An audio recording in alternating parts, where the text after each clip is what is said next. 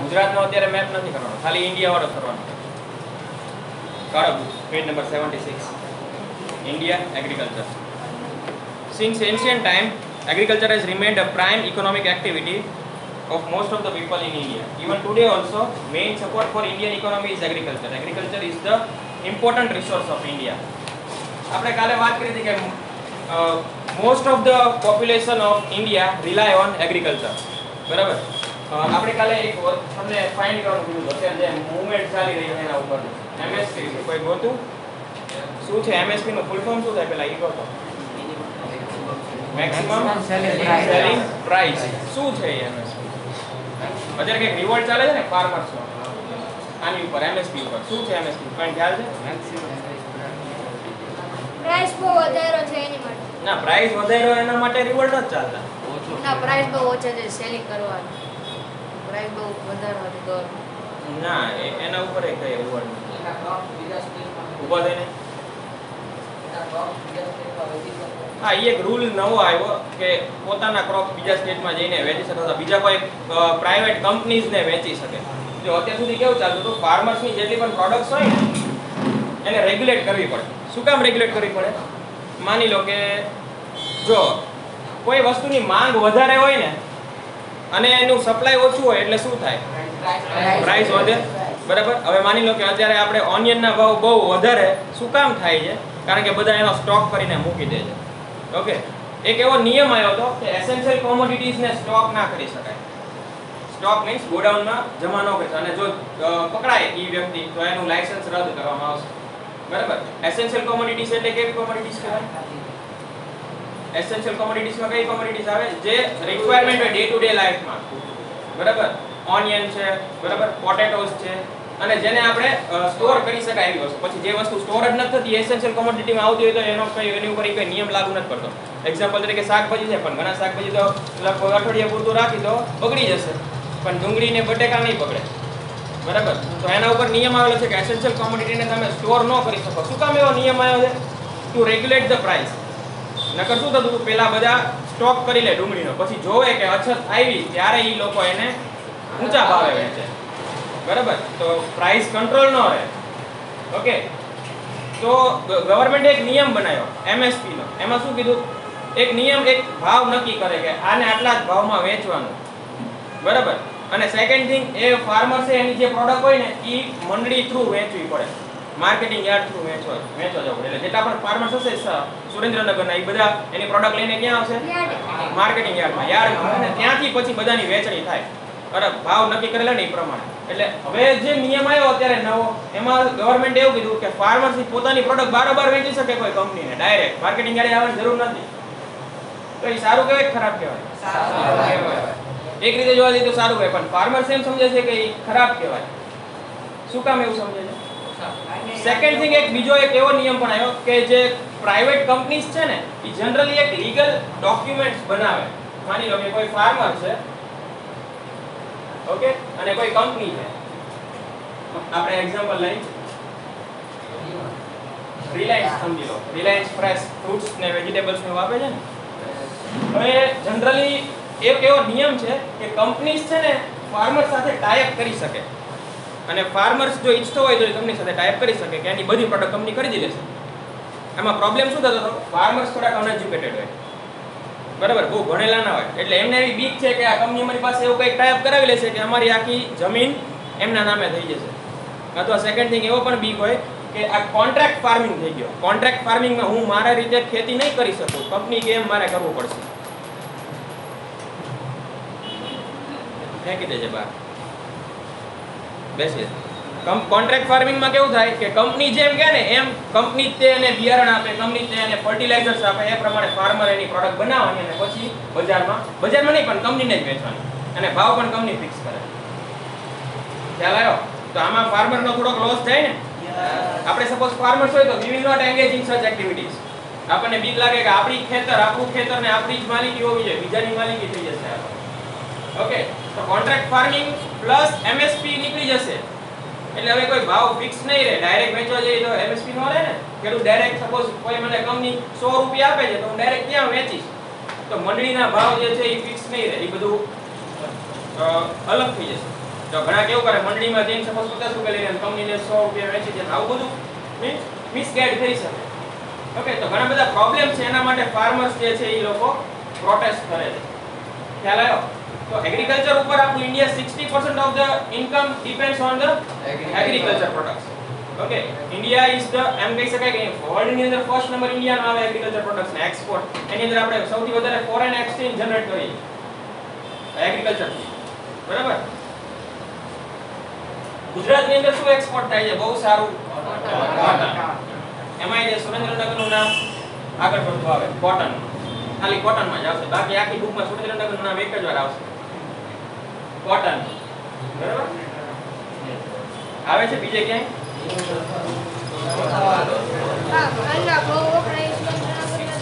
હા, પણ ભાલ લખેલું હશે એમાં, સુરેન્દ્રનગર એવું નથી લખ્યું, નામ બહાર આવ્યું છે. લીમડી એટલે બીજા બધા નામ હશે, પણ જનરલી તમે જોશો ને તો આપણે સુરેન્દ્રનગરનું નામ બહુ ઓછી જગ્યાએ, કાં તો વઢવાણ આવી ગયું હોય, કાં તો લીમડી આવી ગયું હોય. બરાબર? એવી રીતે સુરેન્દ્રનગરનું રિસ્પેક્ટ નામ બહુ જગ્યાએ ઓછી જગ્યાએ તમને જોવા મળશે. ઓકે, બુકમાં જો about 60% of the labor power is engaged in the agriculture. જો આપણે આખો સિલેબસ ટોટલી બેઝ ફેક્ટ્સ અને ડેટા ઉપર હશે, એટલે બુકની અંદર હું જોડે જોડે જે ટિક કરાવું ને, અંડરલાઈન કરાવું ને, એ લાઈન અંડરલાઈન કરતું જાવ, એમાંથી MCQ વન વર્ડ ઈઝીલી બની શકે. બરાબર? અને એ બધું તમારે ફેર બુકમાં જેટલા પણ પોઈન્ટ્સ અંડરલાઈન કરાવો એ બધા ફેર બુકમાં લખવાના રહેશે. ક્વેશ્ચન આન્સર તો લખશું તે અલગથી, પણ આનો પણ એક ફેર બુકમાં ચેપ્ટર સ્ટાર્ટ થાય ને, ચેપ્ટર 13 ઇન્ડિયા એગ્રીકલ્ચર, એમાં ફર્સ્ટ પોઈન્ટ આપવાનો data and facts. Facts and data, એમાં બધા પોઈન્ટ્સ તમારે લાઈનમાં લખી નાખવાના. જેટલા પણ ટીક કરાવો ને, ચેપ્ટર પૂરો થાય ને ત્યારે લખવાના રહેશે. હવે હું ભણાવું એ ચેપ્ટરમાંથી નથી, અત્યાર સુધીમાં કાંઈ નથી, આજથી જે ચાલુ થાય ને એમાં કહું. ઓકે, પહેલી લાઈન ટિક કરી લાવીએ. about 60% of the labor power is engaged in agriculture. Okay, besides supplying food to the people of India, raw material for many industries also come from agriculture. હવે ઘણી ઇન્ડસ્ટ્રી માટે row material પણ agriculture માંથી જ આવે છે. Food તો મળે આપણને, બરાબર, ફૂડ તો મળે છે, પણ બીજા અલગ અલગ રો મટીરીયલ જેમ કે કોટન, ટેક્સટાઇલ ઇન્ડસ્ટ્રીઝ માટે, સ્પિનિંગ મિલ્સ માટે કોટન જે છે એ એગ્રીકલ્ચર માંથી જ આવે. એટલે આખી એગ્રીકલ્ચર, આખી ટેક્સટાઇલ મિલ જે છે એ બેઝડ ઓન શું થઈ જશે? Agriculture. Okay, agriculture occupies about 22% of the national product. એટલે ટોટલ 22% ની ટોટલ આપણી નેશનલ પ્રોડક્ટ છે એમાંથી 22% એગ્રીકલ્ચર માં આવે છે. ઈ લાઈન પણ અંડરલાઈન કરી લો. ડેટા જ્યાં જ્યાં આવતો છે એ બધી લાઈન અંડરલાઈન કરવાની આવશે. ઓકે, નેક્સ્ટ લાઈન પણ crop and other farm product hold about 18% contribution in export which earn a huge foreign exchange. એટલે approx 18% આપણી ઇન્કમ જે છે ફોરેન એક્સચેન્જ ની ક્યાંથી મળે છે આપણને? Agriculture. The Indian economy is mainly dependent on agriculture. Thus India is an agrarian country. Now what do you mean by agrarian country? Agriculture ઉપર. એટલે એમ કહે છે કે મોસ્ટલી બેઝડ ઓન જો એગ્રીકલ્ચર ખરું પણ મોસ્ટલી બેઝડ ઓન લેન્ડ એમ કહી શકાય. ઓકે, પ્રોપર્ટી ડીલિંગ કરતા હોય તો લેન્ડ ની થાય છે, એગ્રીકલ્ચર કરી છે તો લેન્ડ ઉપર થાય છે. એટલે બેઝ લેન્ડ હોય ને એ બધાને એગ્રેરિયન કન્ટ્રીઝ કહેવાય છે, મેઇનલી એમના જમીન ઉપર ડિપેન્ડન્ટ હોય. Okay, in most of the areas in India 2 or more crops annually can be taken due to the factor like fertile plains, favorable climate for round the year cultivation, irrigation, skilled and hard working farmers etc. India ની અંદર ઘણી બધી જગ્યાએ એક સાથે બે પાક ઉતરી શકે એક જ વર્ષની અંદર. બરાબર? શું કામ? કારણ કે અહીંયા જમીન ફળદ્રુપ છે આપણી. ઓકે, આપણી પાસે સારા ફર્ટિલાઇઝર્સ છે, આપણી પાસે હાર્ડ વર્કિંગ લેબરર્સ છે. ઓકે, હાર્ડ વર્કિંગ લેબર્સ ન હોય તો પણ પોસિબલ નથી ને, માણસોની મહેનત હોય તો જ તે આ બધું થાય. Okay, even then the progress in the field of the agriculture is not sufficient. છતાંય આપણી આ બધું છે આપણી પાસે, પણ છતાંય એગ્રીકલ્ચર ની અંદર આપણું પ્રોગ્રેસ બહુ સેટિસ્ફાઈડ નથી. બરાબર? આપણા ફાર્મર્સ દિવસે ને દિવસે સુસાઇડ કરે છે, ઘણા ફાર્મર્સ, બરાબર, પુઅર થતા જાય છે. એ બધાનો કારણ આપણું સિસ્ટમ છે. Okay, the Indian farmers are generally poor and uneducated. આપણે હમણાં જ વાત કરીએ, Indian farmers are poor and uneducated. Uneducated છે એટલે એમને જે આ લોઝ બાર પાડ્યા નવા MSP ના એ સમજવામાં પણ પ્રોબ્લેમ થાય. અને પ્લસ સેકન્ડ થિંગ એવું થાય, કોઈ બીજી પોલિટિકલ પાર્ટી હોય ઓપોઝિશન વાળી એ ફાર્મર્સ ને એમ કહી દે કે આ તમારા માટે નુકસાની છે, એને ખોટી રીતે સમજાવે. ખોટી રીતે સમજાવશે એનો મતલબ એમ કે એના કાન ભરે. ઓકે, તો બધા ઓપોઝ કરવા માંડશે. ઓકે, સાચું શું છે એમને કહેતા જ નથી, કે સાચું તમને ફાયદો શું થશે એ નથી કહેતા, નુકસાની શું થશે એ કહી દે. તો એજ્યુકેટેડ ફાર્મર્સ હોય તો કોઈ ગવર્મેન્ટ નવા રૂલ્સ એન્ડ રેગ્યુલેશન્સ બહાર પાડશે તો એ લોકો ઇઝીલી સમજી શકે અને એને ઇમ્પ્લિમેન્ટ પણ કરી શકે. ઓકે, ફ્રોડ પણ બહુ થાય ફાર્મર્સ સાથે અત્યારે, લોન આપવાના બહાને બધાને લૂંટી લે છે, બરાબર. Agricultural production in India is much less compared to the world due to reasons like inadequate facility of irrigation, irregular and uncertainty of rain, more population, larger families, smaller farms, no interest in experimentation, less uses of chemical fertilization, modern machineries and scientific approach for cultivation, educated mass opting away from agriculture and so-called lower status for the agriculture in the society. એટલે શું કહે છે, આપણું agricultural શું કામ પાછળ છે બાકી બધા કન્ટ્રીઝ કરતા? સૌથી પહેલા તો મેઇન છે ફાર્મર્સ આર અનએજ્યુકેટેડ, એટલે આપણે પાછળ જ રહેવાનું, ઓબ્વિયસ છે, બરાબર. હવે નવા સાયન્ટિફિક એપ્રોચ ઈવડે એડ કરવામાં બીવે છે, નવી એક્સપેરિમેન્ટ કરવામાં બીવે છે. એટલે એ શું સમજે કે પૌરાણિક જે આપણા બાપ દાદા કરતા હતા એ બધું જેમ ચાલે છે એ જ આપણે વાવણી કરવાની, એ જ ખેતી કરવાનું. એવું નહીં કે કંઈક નવું બિયારણ વાવી, બરાબર, કંઈ નવા ફર્ટિલાઇઝર્સ યુઝ કરી, એ બધું કરતા નથી કોઈ ફાર્મર્સ અત્યારે. કારણ કે એ લોકોને ડર છે કે કંઈ આપણું બગડી ગયું તો આખું વરસ બગડશે, અને એમનું એ લોકોનું એક વર્ષ બગડે એટલે દેણામાં આવી જાય, બરાબર. એક વર્ષ ખાલી ફાર્મર્સ બગડશે તો એ દેણામાં આવી જશે, એવી પરિસ્થિતિ છે અત્યારે આપણે. ઓકે, પ્લસ રેઇન જે છે એ પ્રોપર નથી. અત્યારે આપણે સુરેન્દ્રનગરની જ વાત કરી, અત્યારે અહીંયા વરસાદ ઘણો હોવો જોઈએ, જે છે નહીં. ઓકે, તો રેઇન પણ અનસર્ટેન છે, એના લીધે થઈને આપણું એગ્રીકલ્ચર પ્રોડક્ટ્સ જે છે એ ઓબ્વિયસ છે કે અનસર્ટેન જ રહેવાની. Okay, now let us see what are the types of farming. The socio-economic condition of the people of India, administrative policies and the entire Indian economy are associated with agriculture. Farming types are classified according to the irrigation method, farm output, economic return etc. તો farming જે types છે એ શેના ઉપર classification કરી છે આપણે? એક તો આઉટપુટ, બરાબર, સેકન્ડ ઇરિગેશન મેથડ્સ અને થર્ડ છે ઇકોનોમિક રિટર્ન. કેટલો એનાથી આપણને કેટલો કમાણી કેટલી થશે, બરાબર. હવે અત્યારે જનરલી ફાર્મિંગ બધા છે ને ઇકોનોમિક રિટર્ન ને બેઝ લઈને જ તે કરે છે કે શું આનું વળતર મળશે, એ વસ્તુ ઉગાડો આપણે. આ જરૂરિયાત છે એ નહીં, શું જેમાં જાજી રિટર્ન મળે ને એ વસ્તુ આપણે વાવો. ભલે આપણી જે જમીન છે એને કેપેબલ હોય કે ન હોય, એ ઘણીવાર એક્સપેરિમેન્ટ એવા કરી નાખે કે એમાં એ જ પોતે ફાર્મર્સ જ લોસમાં જાય. Okay, types of farming. Subsistence farming. After independence, many agricultural development projects are implemented. Yet the economic condition of Indian farmers is very weak even today. Costly seeds, fertilizers and use of insecticides are not affordable in smaller farm holding. The farm production is just sufficient for his family and is consumed in the maintenance of the family. This is called the subsistence farming. શેને કહેવાય subsistence farming? મારી પાસે નાનું ખેતર હોય, હું જેમાં જે ઉગાડું એ ખાલી મારી ફેમિલીને જ પૂરતું પડે છે. મારી પાસે એટલા પૈસા નથી કે હું વધારે મારું ખેતર છે એને એક્સપાન્ડ કરી શકું, કે મારી પાસે એટલા પૈસા નથી કે નવા બિયારણ લાવીને યુઝ કરી શકું. આ સબસિસ્ટન્સ ફાર્મિંગ કહેવાય. આપણી પાસે નાનું ખેતર છે, કોઈ ફાર્મર પાસે નાનું ખેતર છે, એમાંથી હાર્ડલી એમાંથી જે ઉગે છે એ બધું ખાલી એના ફેમિલી માટે યુઝ થાય છે, પ્લસ ઉપરની થોડીક કમાણી થાય જે સફિશિયન્ટ નથી અત્યારે સર્વાઈવ કરવા માટે આ માર્કેટની અંદર, બરાબર. તો એવા ફાર્મિંગને શું કહેવાય? સબસિસ્ટન્સ farming. So even today Indian agriculture is considered to be an activity for life maintenance only. એટલે ઘણી જગ્યાએ લાઈફ મેન્ટેનન્સ એટલે બસ રોજિંદુ જીવન ચાલ્યા રાખે. વધારે કંઈ એને સપોઝ એને કોઈ વેહિકલ્સ ખરીદવા હોય, એને ઘરમાં કંઈ સામાન લેવો હોય, એના માટે એની પાસે પૈસા ન હોય, ખાવા પીવા માટે હોય કારણ કે એ તો એને ફાર્મમાંથી મળી રહે છે એટલું, બરાબર, પણ એક્સ્ટ્રા ખર્ચ માટે એની પાસે પૈસા ના હોય. ઓકે, તો આવા ફાર્મિંગને સબસિસ્ટન્સ ફાર્મિંગ કહેવાય. Now dry farming.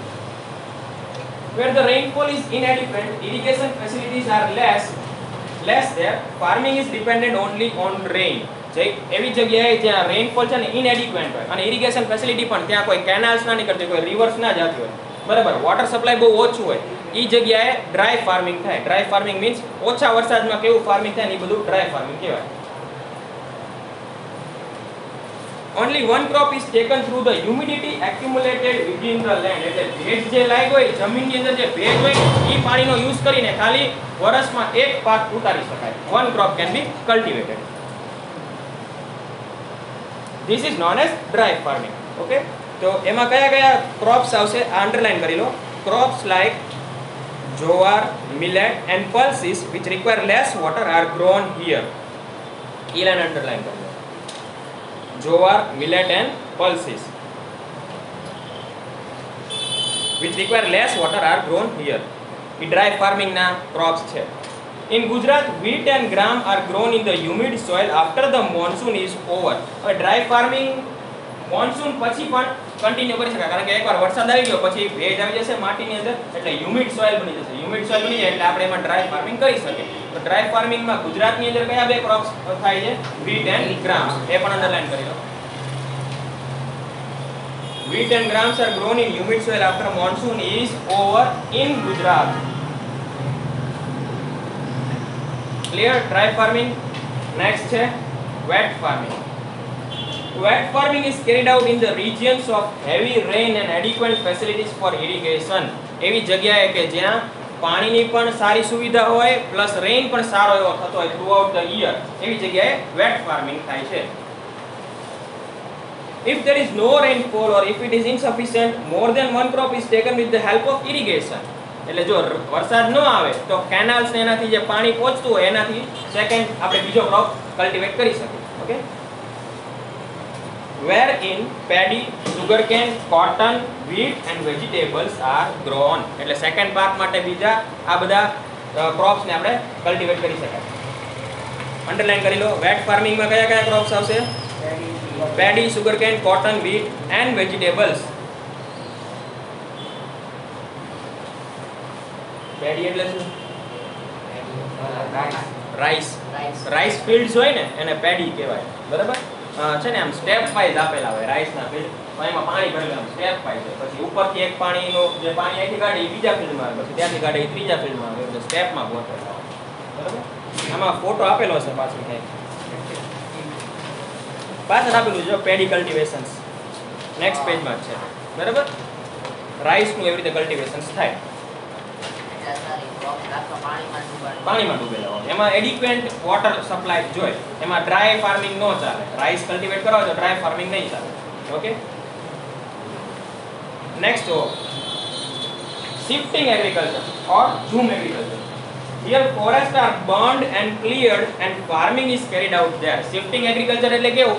જંગલ હોય ને અથવા તો કોઈ બાવળિયા કે એવું કંઈક ઉગી ગયું હોય ત્યાં એને બાળી નાખે, અને પછી બાળી નાખે એટલે શું થાય? એનું ફોસિલ્સ ક્રિએટ થાય, એટલે એ ખાતર તરીકે કામ કરે. એટલે એ જગ્યાએ થોડુંક એ જે માટી જે છે ને ત્યાંની કેપેબલ થઈ જાય નવા કોઈ ક્રોપ ગ્રો કરવા માટે. બરાબર? સો શિફ્ટિંગમાં શું કરે? Here forest are burnt and clear, એટલે પહેલા બાળીને પછી એને ક્લિયર કરે, માટીને ક્લિયર કરે, and then farming is carried out there. The farming take place for 2 or 3 years.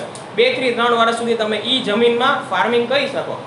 Okay, when soil fertility is reduced, that area is abandoned and the same method is applied to start farming at other place. એટલે શું કરે? 2-3 વર્ષ અહીંયા farming કરે, પછી ચોથા વર્ષે એમ થાય કે હવે સોઇલની ફર્ટિલિટી ઓછી થઈ ગઈ, એટલે શું કરે? ઈ મૂકી દે જમીન, અને બીજી કોઈ જગ્યાએ ફોરેસ્ટ હોય ત્યાં પાછા બાળીને ફરીથી નવું બીજા 2-3 વર્ષ ત્યાં ફાર્મિંગ કરે.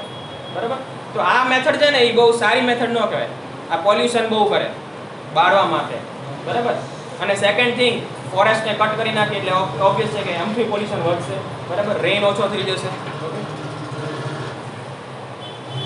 This is called the zoom cultivation. Cereals or vegetables are grown in this type of agriculture. The production is less in this type of agriculture. આમાં પ્રોડક્શન ઓબ્વિયસ છે કે ઓછું હશે. બરાબર?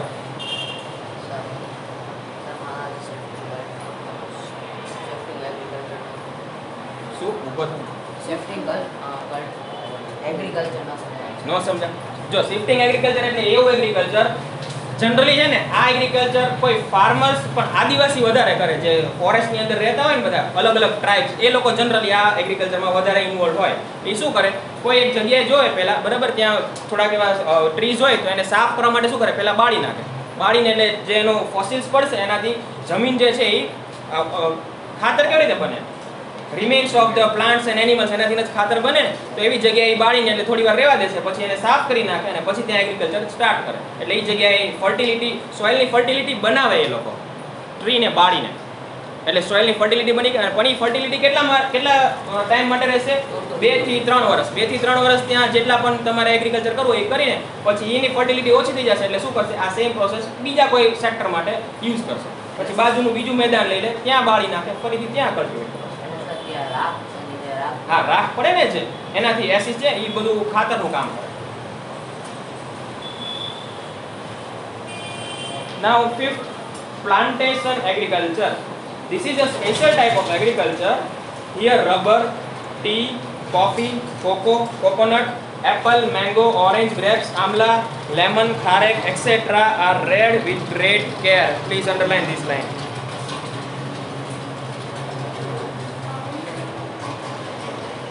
Almost બધું આવી ગયું આની અંદર, બરાબર? પ્લાન્ટેશન એગ્રીકલ્ચરમાં it is necessary that there should be more capital investment, skill, technical knowledge, machines, fertilizers, protection on all sides, acquisition and transportation facilities. આ બધું છે ને કેશ ક્રોપ કહેવાય. આ બધા કમાણી સારી થાય આ બધામાં, બરાબર? તો તમે જોશો ખારેકનું કલ્ટિવેશન કરીને એમાં બહુ સારી કમાણી થાય, એક્સપોર્ટ થાય બધી ખારેક અહીંથી. ઓકે, હા, ટાઈમ એનો ડ્યુરેશન બહુ વધારે હોય પણ એનો ભાવ સારા આવે ને. ઓકે, લેમન છે, પછી આમલા છે, ગ્રેપ્સ, ઓરેન્જ, આ બધા વેજીટેબલ ફ્રૂટ્સ છે એ પણ સારા એવા ભાવ મળે. ઓરેન્જ ને એના બધાના ભાવ આપણે માર્કેટમાં જોયો હશે તો વધારે હોય છે, બરાબર? એના માટે સ્કિલ્ડ ટેકનિશિયન જોઈએ, એક સ્કિલ્ડ પર્સન જોઈએ. ગમે તે લોકો આની ન કરી શકે, બરાબર? નુકસાની આવી શકે. એમાં કયું ફર્ટિલાઇઝર યુઝ કરવું, પ્લસ ટ્રાન્સપોર્ટ ફેસિલિટી સારી જોઈએ કે આજે મેં વાવણી કરી એટલે સીધું માર્કેટમાં પહોંચી જવું જોઈએ બગડે એની પહેલા, બરાબર? સ્ટોરેજ ફેસિલિટી કંઈક સારી હોવી જોઈએ, કોલ્ડ સ્ટોરેજ હોવા જોઈએ, બરાબર? Reared with great care. ક્યાં છે? Last second line. Starting માં. Reared with great care એટલે બહુ એકદમ ચકાસણી રાખીને બધું કામ કરવું જોઈએ ત્યાં. અને sir acquisition and transport. Protection on all side, acquisition એટલે સ્ટોરેજ કરવું. એને સ્ટોર કરવા માટે સારી એવી ફેસિલિટી હોવી જોઈએ, ટ્રાન્સપોર્ટ કરવા માટે ફેસિલિટી હોવી જોઈએ. અને બધી સાઈડથી તમે જોયું છે ઘણા ખેતર છે ને ફરતા ફેન્સિંગ બાંધી દે પ્રાણીઓથી બચાવવા માટે, એટલે પ્રોટેક્શન ફ્રોમ ઓલ સાઇડ્સ, બરાબર? પ્રાણીઓથી પણ બચાવવું પડે. ઉપર રાખજો. Now sixth type is intensive farming. Intensive farming is mechanized way of farming through utilization of increased irrigation, use of chemical fertilizers, insecticides and other mechanical equipments. Okay, intensive farming એટલે એવું farming જેમાં ટેકનોલોજીનો use કરીને કંઈક આપણે green house બનાવ્યા હતા, બરાબર? ડ્રીપ ઇરિગેશન યુઝ કરી. ઓકે, તો આ બધાનો ટેકનોલોજીનો યુઝ કરીને જે ફાર્મિંગ કરો એ ફાર્મિંગ કેવું ટાઈપ કહેવાશે? Intensive farming. Cash crop grow more in this type of farming. Cash crop શું કામ વધારે? કારણ કે આમાં ખર્ચો વધારે લાગે, એટલે એવા જ આપણે ક્રોપ ડેવલપ કરવાના કે જેમાં આપણને વળતર સારું મળે, બરાબર? હવે બહુ બધો ખર્ચો કરીને પછી આપણે બટેકા ઉગાડી તો કંઈ મતલબ નથી, બરાબર? નુકસાનીમાં જઈ બધું. The per hectare production has increased very much here and the area sown under these crops has increased. As more important is given to the economic return in this type of farming, it is also known as commercial farming. આપણે વાત કરીએ, મેં તમને કીધું ને કે કંઈક return સારું મળતું હોય ને એવું ફાર્મિંગ અહીંયા કરી, એટલે આ ફાર્મિંગની અંદર સારું એવું રિટર્ન મળે ને એટલે આ ફાર્મિંગને કોમર્શિયલ ફાર્મિંગ પણ કહેવાય. Okay, clear? આટલા 6 ટાઈપ બધાને. So which are the 6 types of farming? First is subsistence farming. Subsistence farming એટલે કેવું ફાર્મિંગ? બસ પોતાના માટે એફિશિયન્ટ, પોતાના માટે થાય રહે એટલું જ છે. એની પાસે એટલા પૈસા જ ન હોય કે બીજું વધારે કંઈ કમાણી કરી શકે, એટલે પોતાના ફેમિલી માટે જે પાક થાય છે પોતાના ફેમિલીમાં જ યુઝ થઈ જાય, બરાબર? એ સબસિસ્ટન્સ ફાર્મિંગ. ડ્રાય ફાર્મિંગ એટલે કેવું ફાર્મિંગ? ઓછો વરસાદ હોય એમાં જે ફાર્મિંગ કરીએ એને ડ્રાય ફાર્મિંગ કહેવાય. વેટ ફાર્મિંગ એટલે જાજો વરસાદ હોય એમાં જે ફાર્મિંગ થાય વેટ ફાર્મિંગ. એના પછી ઝૂમ ફાર્મિંગ, ઝૂમ એગ્રીકલ્ચર. એમાં આપણે વાત કરીએ કે બાળીને કોઈ ફોરેસ્ટનો પોર્શન બાળીને ત્યાં 2-3 વર્ષ ફાર્મિંગ કરે એ ઝૂમ ફાર્મિંગમાં આવશે. પછી જે પ્લાન્ટેશન એગ્રીકલ્ચર એટલે પ્લાન્ટેશન એગ્રીકલ્ચરની અંદર મોસ્ટ ઓફ ધ વેજીટેબલ્સ જે છે ને બધા આવી ફ્રૂટ્સ આવશે, બરાબર? સારા ફ્રૂટ્સ, એમાં પણ ફર્ટિલાઇઝરનો યુઝ કરવો પડે. જો આમ જોવા જાવ તો પ્લાન્ટેશન અને ઇન્ટેન્સિવ ફાર્મિંગ બે સિમિલર જેવું જ છે. ઓકે, ઇન્ટેન્સિવ ફાર્મિંગમાં પણ એવું જ છે, મોડર્ન મિકેનાઇઝેશન વાળા મશીન્સ યુઝ કરવાના, પછી સારી એવી કેમિકલ ફર્ટિલાઇઝર્સ યુઝ કરવાના, ઇરિગેશન ફેસિલિટીઝ યુઝ કરવાની. એના ઉપરથી આપણે સારા એવા કેશ ક્રોપનો પાક લેવાનો. કેશ ક્રોપ શું કામ? કારણ કે ખર્ચો વધારે હોય તો સામે ઇન્કમ એ વધારે હોવી જોઈએ ને. Okay, clear? આ 6 ટાઈપ બધાને યાદ રહેશે ને હવે? ઓકે, પેપર તો મેં જોયા બધા લખો છો કેવા ઈ. સર આમાં અંડરલાઈન કર્યું એ જ વાત આમાં અંડરલાઈન કર્યું એ જ વાત ના ક્વેશ્ચન આન્સર તો બધા વાંચો ને. અંડરલાઈન જે કરાવું છું ને એ તમારે ફેક્ટ્સ એન્ડ ડેટા કરીને એક ટોપિક લખવાનો, એની અંદર આ બધા પોઈન્ટ નોટ ડાઉન કરવાના લાઈનમાં. ચેપ્ટર ની અંદર જેમ આવે છે ને એમ જ છે. પહેલા પહેલો ને પછી છેલ્લો ને એમ નહીં, આડાવડા નહીં. હા, ફેર બુક ની અંદર ચેપ્ટર ના સ્ટાર્ટિંગ માં જ આ લખવાનું રહેશે. ચેપ્ટર પતે એટલે તમારે ઈ કામ તમારી જાતે કરી જ લેવાનું. ઓકે,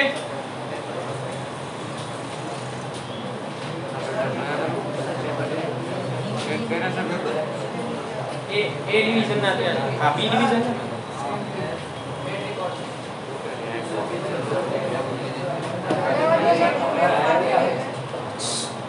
ઉભો થઈને પૂછતો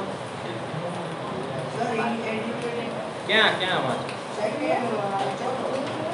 સેકન્ડ માં ડ્રાય ફાર્મિંગ માં કઈ લાઈન વેરિંગ ધ રેન ઇનએડિક્વેટ એટલે ઓછો અછત વાળો વરસાદ પ્રોપરલી ન હોય સરખો. એવું ન હોય કે ભાઈ દર વર્ષે 30 સેન્ટીમીટર કે 40 સેન્ટીમીટર આવશે તે કોપર આવે ને કોપર નોય આવે એમ. સર કોમર્શિયલમાં કઈ અંડરલાઈન કરો શું કોમર્શિયલમાં કઈ અંડરલાઈન ના આપણે ડેટા અને ફ્રેક્શન્સ અને એવું જ અંડરલાઈન કરાવશું. એ બધું તો ડેફિનેશન માં એમાં આવી જશે. નેક્સ્ટ જો ચાલો farming methods. Farming methods. Following are the farming methods: organic farming, sustainable farming, mixed farming, etc. are some of the current methods of farming in India. Organic નું નામ સાંભળ્યું છે બધા? શું કહેવાય organic farming? Naturally farming જે થાય ને, naturally જે કલ્ટિવેટ પ્લાન્ટ થાય ને એ બધાને organic કહેવાય. એમાં કોઈ ફર્ટિલાઇઝર્સ, કેમિકલ ફર્ટિલાઇઝર્સ યુઝ કર્યા હોય પણ બહુ ઓછા. ઓકે, ઘણીવાર યુઝ કરવા પડે પણ બહુ ઓછા. એ પણ ફર્ટિલાઇઝર્સ પણ કેવા હોવા જોઈએ? Organic fertilizers. Okay, sir manure use કરી તો એમાં ઓર્ગેનિક જ હા થાય. હા, ખાતર ને એવું બધું યુઝ કરતા હોય બરાબર. Example remains of the animals, cow dungs. Okay, આવું બધું યુઝ કરીને જે કલ્ટિવેટ થતું હોય એ બધું ઓર્ગેનિક. ઓર્ગેનિક ફાર્મિંગ શું કામ અત્યારે બહુ ડિમાન્ડમાં છે? ખ્યાલ છે કોઈને?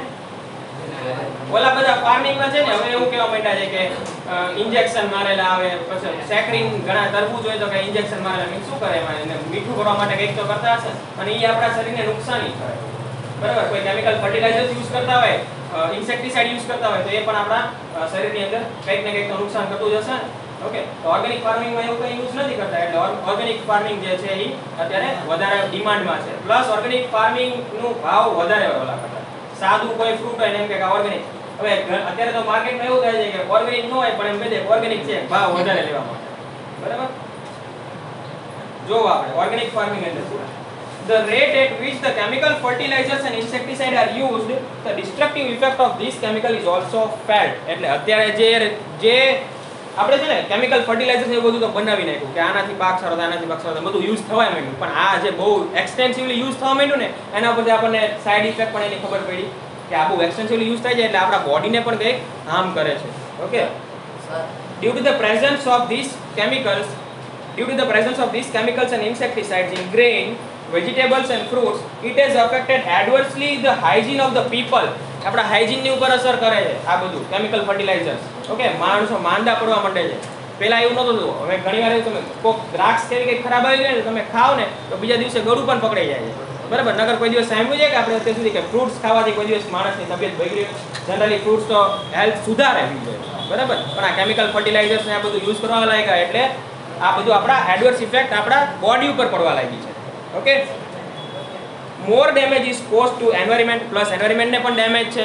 Okay, the productive capacity and fertility of the land had reduced.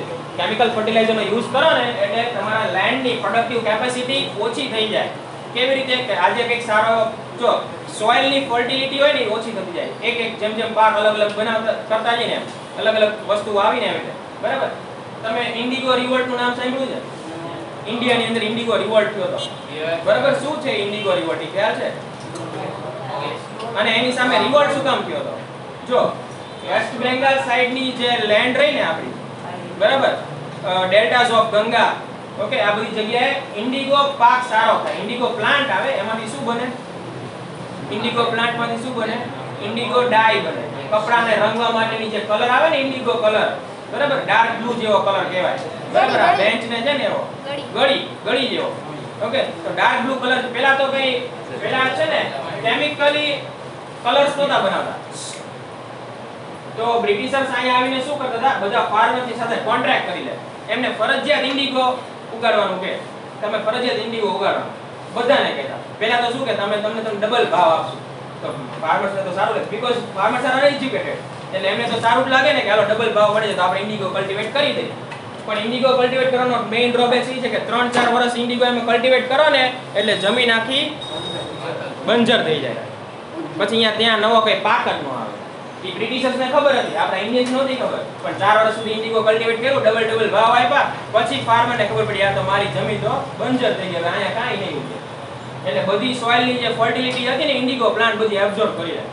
એટલે સોઇલની અંદર પછી ધૂળ થઈ જાય, પછી માટી ન રહે, એટલે અહીંયા કઈ કલ્ટિવેટ ના કરી શકો. ઓકે, તો આવી રીતે કોન્ટ્રાક્ટ ફાર્મિંગ કરાવી બ્રિટિશર્સ બધા ફાર્મર્સ પાસેથી જબરજસ્તી ઇન્ડિગો પ્લાન્ટ કરાવતા. એનાથી શું થઈ ગયું, સોઇલની ફર્ટિલિટી ઓછી થઈ ગઈ. બરાબર, તો આ એ જ વાત છે કે અત્યારે ઓર્ગેનિક ફાર્મિંગ ઉપર વધારે ભાર શું કામ આપે છો, કારણ કે તમારી જમીનમાં તમે કેમિકલ ફર્ટિલાઇઝર્સ યુઝ કરશો તો તમારી સોઇલની ફર્ટિલિટી પણ દિવસે ને દિવસે ઓછી થતી જશે, અને એક ટાઈમ એવો પણ આવે કે એ બંજર જમીન થઈ જાય. બરાબર સર, આપણને ઓર્ગેનિક ફાર્મિંગ વધારે કોસ્ટલી પડે ફર્ટિલાઇઝર. ઓર્ગેનિક ફાર્મિંગ અત્યારના પીરિયડ જોવા જાવ તો વધારે, કારણ કે જો કેમિકલ યુઝ કરી તો શું થશે, ફટાફટ ઉગી જશે. ઓલું સપોઝ 1 મહિનો થતો એટલે 2 મહિના થાય. એની નેચરલી પ્રોસેસથી ઉગતું હોય તો એને વાર લાગતી હોય વધારે. બરાબર, ઓર્ગેનિક ફાર્મિંગમાં ફટાફટ થઈ જાય. સોરી, કેમિકલ યુઝ કરી તો ફટાફટ થઈ જાય. એટલે એ પ્રોબ્લેમ છે મેં ટાઈમ ડ્યુરેશન પણ જોવાનો ને. ક્યાં પૂછ્યા હતા? Okay, second paragraph. Organic farming is that method of farming in which urea or any other chemical fertilizers and insecticides are not used. એટલે કોઈ પણ પ્રકારના chemical fertilizers આપણે એમાં યુઝ નથી કરતા. For the nutrition of the crop, dung, earthworm fertilizer, composite fertilizer, etc. are used. Okay, earthworm એટલે ખ્યાલ છે ને શું? અળસિયા છે ને એ ફર્ટિલાઇઝ સોઇલ ને ફળદ્રુપ બનાવે. ઓકે, તો અર્થવર્મ ફર્ટિલાઇઝર એમાં યુઝ કરે એટલે અળસિયાનો જે ફર્ટિલાઇઝર આવે એમાં નાખે એટલે એમાં શું થાય, અર્થવર્મ ગ્રો થાય. અર્થવર્મ ગ્રો થાય એટલે આપણા પ્લાન્ટને પણ હેલ્પ કરશે. એટલે અલગ અલગ કોઈ પ્રકારના ફર્ટિલાઇઝર્સ યુઝ નથી કરવાના, પણ આ નેચરલ પ્રોસેસની જે ફર્ટિલાઇઝર છે ને એ બધા યુઝ કરવાના. કાં તો કાઉ ડંગ યુઝ કરી શકીએ. ઓકે, કાઉ ડંગ પણ એમાં પણ સારું એવું ફર્ટિલિટી હોય, સોઇલને ફર્ટિલિટી આપી શકે કાઉ ડંગથી. ઓકે, એટલે તમે ઘણીવાર જોયું હશે તો ખેતરમાં છે ને એકવાર પાક ઉતારી લીધો પછી થોડા છોડ તો બચે ને બધું. બરાબર, તો ઘણીવાર કોઈ ઘણી બધી ઘેટા બકરા લઈને નીકળે, ખબર છે? એ એમ કે તમારા ખેતરની અંદર ચરાવવા માટે થઈને એને પૈસા દેવાના આપણે. એવું શું કામ? આપણું ખેતર હોય, બરાબર, આખું ખેતર સાફ કરવું હોય, આપણે થોડા છોડ બધે પડ્યા આડાવડા, તો આપણે શું કરીએ કે બકરીને કે કોઈ ઘેટા બકરાને અંદર ઘુસાડી અને એને કઈ આ બધું ખાઈ જાય. ઘેટા બકરાનો જે માલિક હોય આપણી પાસે પૈસા, એના ઘેટા બકરાને ચારોય દેવાનો અને પૈસાય દેવાના. એવું શું કામ? કારણ કે ઘેટા બકરા અહીંયા ચરે પછી જે અહીંયા આઉટકમ આપે, બરાબર, એનાથી ફર્ટાઇલ થઈ જાય સોઇલ. બરાબર, તો સોઇલ ફર્ટાઇલ થાય છે એટલે આપણો ફાયદો થાય છે ને, એટલે આપણે એને પૈસા દેવા પડે. ખ્યાલ આવ્યો? એટલે કાઉ ડંગ જે છે એ નેચરલ ફર્ટિલાઇઝર છે, એનો યુઝ કરીને ઓર્ગેનિક ફાર્મિંગ કરી શકાય.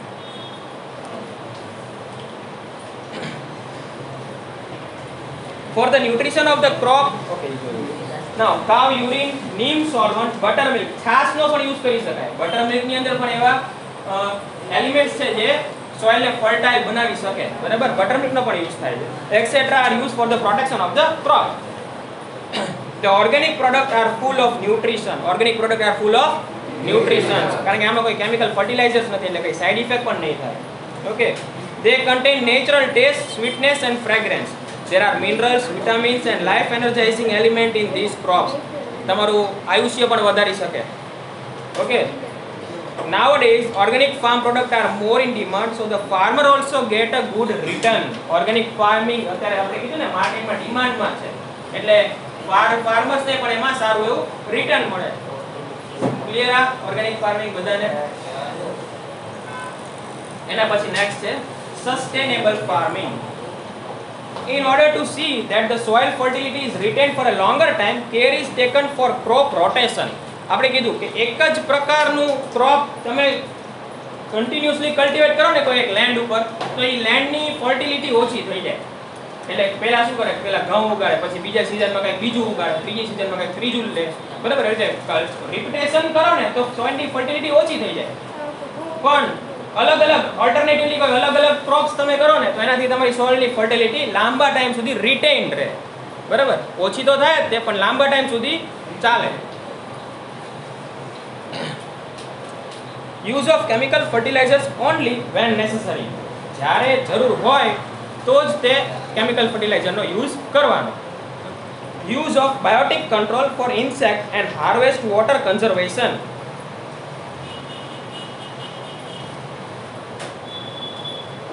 Okay, biotic control for insects. Biotic control એટલે જો પાકને નુકસાન કોણ કરે?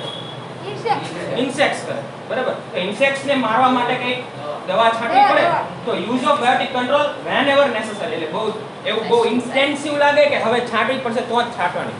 ઓકે, તો sustainable farming is not a pure organic farming એમ કહી શકાય. પ્યોર ઓર્ગેનિક ફાર્મિંગમાં તો એ કંઈ યુઝ થાય જ નહીં, પણ જો કોઈક વાર યુઝ કરેલું હોય કેમિકલ ફર્ટિલાઇઝર્સ અથવા કોઈ ઇન્સેક્ટિસાઇડ્સ યુઝ કરી હોય તો એ સસ્ટેનેબલ ફાર્મિંગ ગણાય. Okay, water. ઓકે, નેક્સ્ટ જુઓ mixed farming. Here the mix farming એટલે એવું ફાર્મિંગ જેમાં ફાર્મિંગની સાથે સાથે કેટલ રિયરિંગ પણ થતું હોય અથવા પોલ્ટ્રી પણ હોય. Okay, here the cattle rearing, poultry, sericulture and fish etc are also carried out simultaneously along with the farming. Mixed farming એટલે એવું farming જેમાં farmer ખાલી farming ન કરતો હોય, જોડે જોડે શું કરે? cattle rearing પર કરે. ઓકે, poultry એટલે શું થયું? poultry એટલે મરઘા રાખે ને, ઈ ઈંડા. મરઘા શેના માટે રાખે? મરઘી, એના માટે ઈ પોલ્ટ્રી કહેવાય. જ્યાં બધી બહુ બધી મરઘી હોય ને એમાંથી ઈંડા આવે અને ઈંડા યુઝ થાય ફૂડમાં. ઓકે, એગ્સ, તો એ પોલ્ટ્રી થયું. અને સેરિકલ્ચર એટલે ખ્યાલ છે કોને? સેરિકલ્ચર ના, દૂધ તો આપણે કેટલ રિયરિંગમાં આવી જાય, મિલ્ક પ્રોડક્ટ બધી કેટલ રિયરિંગમાં આવી જશે, બરાબર. પોલ્ટ્રી એટલે મરઘી નહીં થઈ ગયું.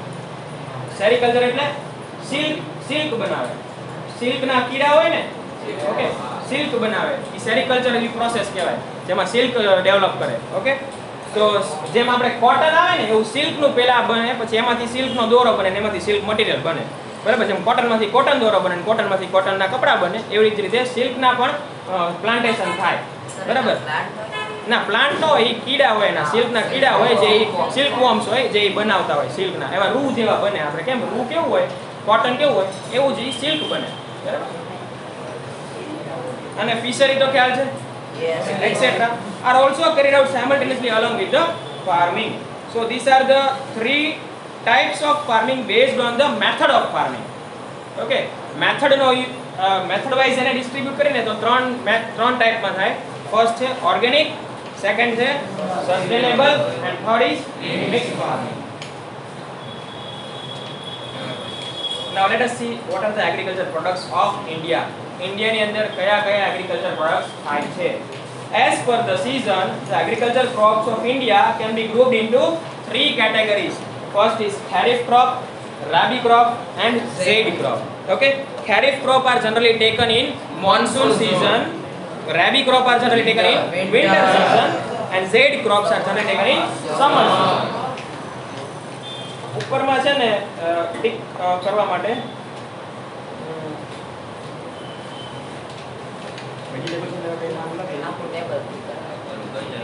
એનાથી આપણે મેથડ્સ ઓફ ફાર્મિંગ માં ટિક કરવાનું બાકી છે ને.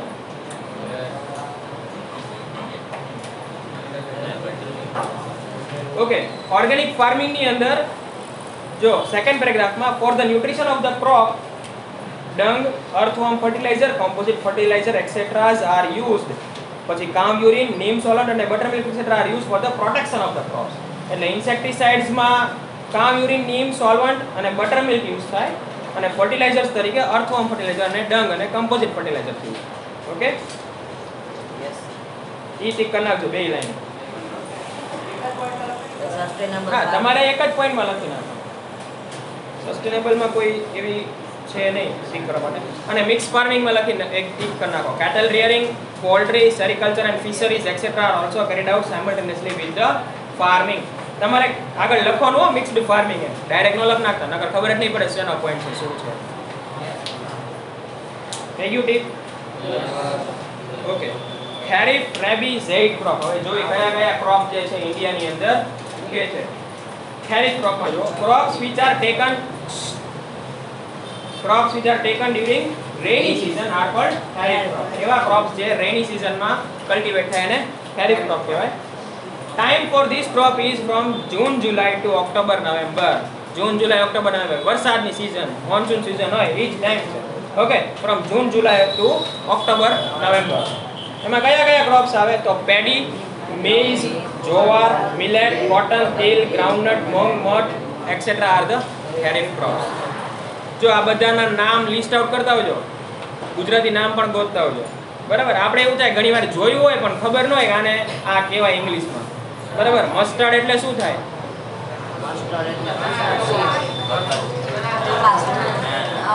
સરસો. સરસો કે ને સરસોનું તેલ આવે ને એ મસ્ટર્ડ કહેવાય. બરાબર. મેઇઝ એટલે કોર્ન. કોર્ન પોપકોર્ન બને ને ઈ કોર્ન. મકાઈ. મેઇઝ એટલે મકાઈ. ઓકે, તો બધા આમાં જેટલા પણ ક્રોપ્સ ના નામ આવે ને ખબર ન હોય તો ઘરે ગૂગલ માં એનો ફોટો જોઈ આવવાનો કે આ શું ગુજરાતીમાં નામ ખબર હોય આપણને પણ ઇંગ્લિશમાં લગભગ નથી ખબર હોય.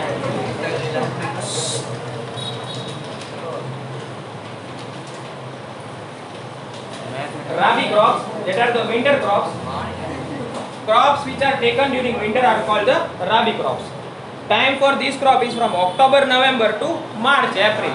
Okay, એટલે winter season જે હોય October November થી March April સુધી Rabi crops cultivate થઈ શકે. એમાં કયા કયા crops આવશે તો સૌથી પહેલું છે wheat, gram, barley, mustard, linseeds etc. are Rabi crops. હવે wheat તો ખ્યાલ હશે, gram એટલે અલગ અલગ ગ્રામ છે ને ચીક લીલા વટાણા, પોપટા, આ બધા ગ્રામમાં ગણાય. બરાબર, ચણા બને ને પોપટામાંથી, આ બધા વચ્ચે વચ્ચે નહીં બોલવાનું.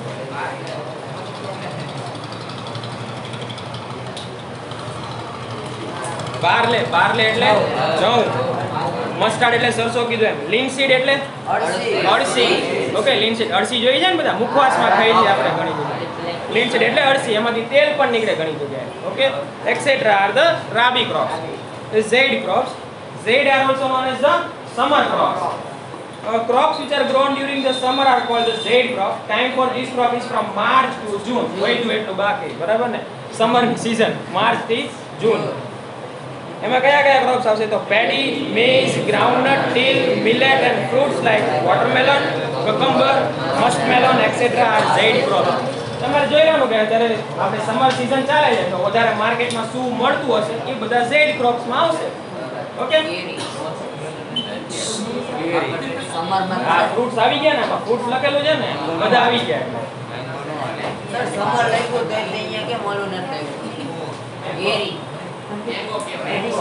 આવડે સર મેંગો કેમ એ નથી ફ્રૂટ્સ આવી ગયા ભાઈ એટલે એમાં બધા નો લખવા પડે પછી. હા એક્સેટ્રા માં આવી જાય નહીં આમ અવાજ નહીં આવે.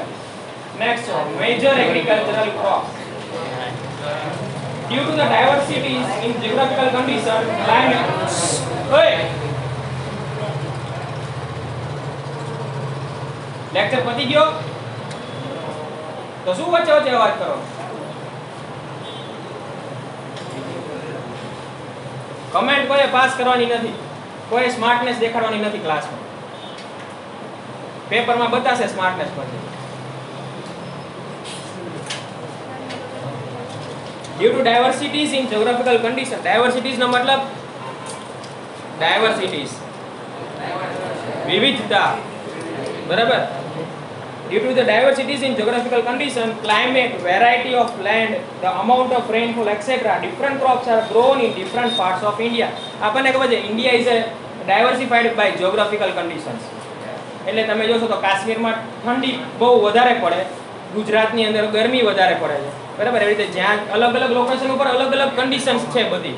બરાબર, એટમોસ્ફેરિક કન્ડિશન પણ અલગ છે અને લેન્ડ પણ અલગ છે બધી જગ્યાએ. તો એવું નથી એટલે જે કાશ્મીરમાં થતું હોય એ ગુજરાતમાં થવું અઘરું છે, પોસિબલ નથી, કારણ કે બે જગ્યાએ કન્ડિશન્સ બધી અલગ છે. બરાબર. એપલ જે છે ફ્રૂટ એ વધારે કાશ્મીરમાં થાય, ગુજરાતની અંદર ના થઈ શકે કારણ કે એને વિન્ટર ક્લાઇમેટ જોઈએ વધારે. ઓકે, ઠંડો પ્રદેશ જોઈએ. ઓકે,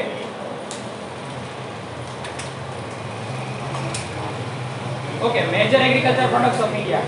આખા ટેબલની અંદર જેટલા પણ નામ આપેલા છે major agriculture products of India, એ બધા કાલે તમારે ગુજરાતી નામ એના ગોતીને લાવવાના છે. બરાબર, તો તમને યાદ ઇઝીલી રહેશે. પેલા આપણે જોઈએ ફૂડ ગ્રેન્સ છે, એની અંદર બધા ફૂડ ગ્રેન્સના વ્હીટ જવાર આ બધા ફૂડ ગ્રેન્સમાં આવશે. પલ્સીસ છે, બધી અલગ અલગ દાળ, મૂંગ દાળ, મઠ દાળ, બરાબર, તુવેર દાળ, આ બધી શેમાં આવે? પલ્સીસમાં આવે. ઓઇલ સીડ્સ એટલે એવા ક્રોપ જેમાંથી તેલ નીકળે. કપાસિયાનું તેલ નીકળે, બરાબર, એટલે ગ્રાઉન્ડનટ છે. તલનું તેલ નીકળે, તિલ એટલે તલ છે. Okay, soybean, custard, mustard, sunflower, coconut, linseed, અળસી. ઓકે, કોકોનટ નું પણ તેલ નીકળે. કોકોનટ એટલે નારિયેળ.